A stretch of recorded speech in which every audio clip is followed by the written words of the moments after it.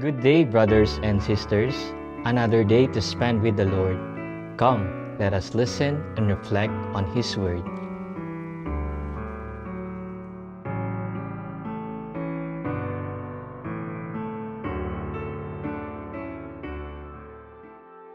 A reading from the Holy Gospel according to Saint Matthew.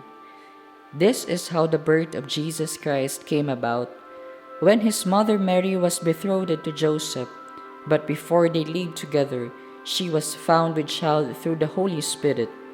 Joseph, her husband, since he was a righteous man, yet unwilling to expose her to shame, decided to divorce her quietly.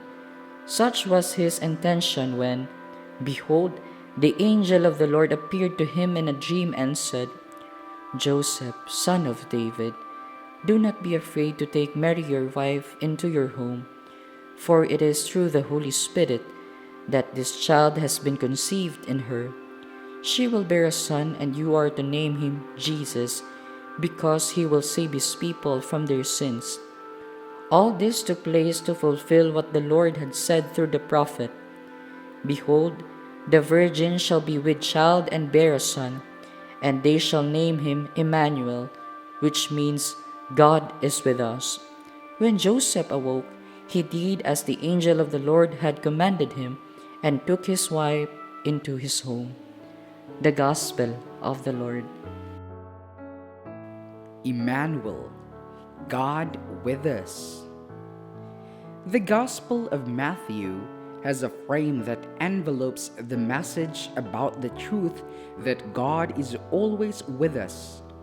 In the beginning, we are told that the child to be born is to be named Emmanuel.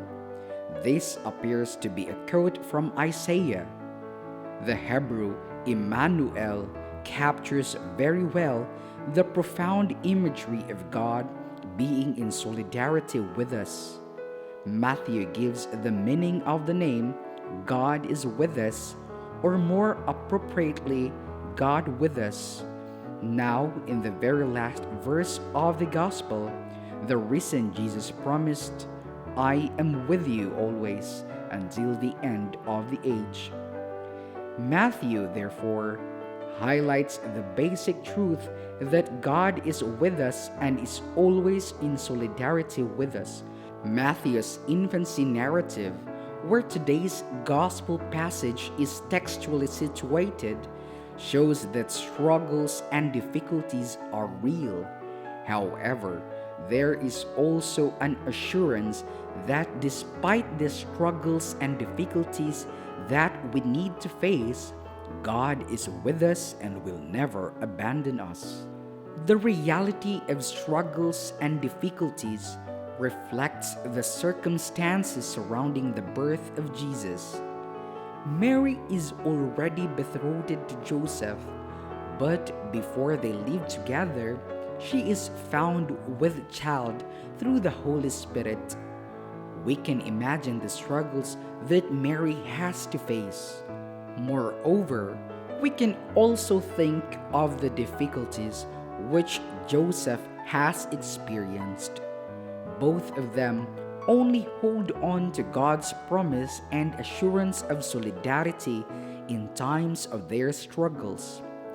Joseph and Mary also hold on to one another and courageously face their difficulties under the guidance of God. Matthew puts stress on the person of Joseph, describing him to be a righteous man who does not want to expose Mary to shame. Being a righteous man does not mean that Joseph does not have any difficulty. In fact, we are told that he has already decided to divorce Mary quietly. He must have undergone a rigorous discernment process. We imagine how firm he is as a person and about his decision. But when the angel of the Lord in a dream gives him instructions, he does exactly as he is told. He takes Mary as his wife, as Mary and Joseph hold on to God's comforting presence and ever assuring solidarity. God's plan of salvation is carried out.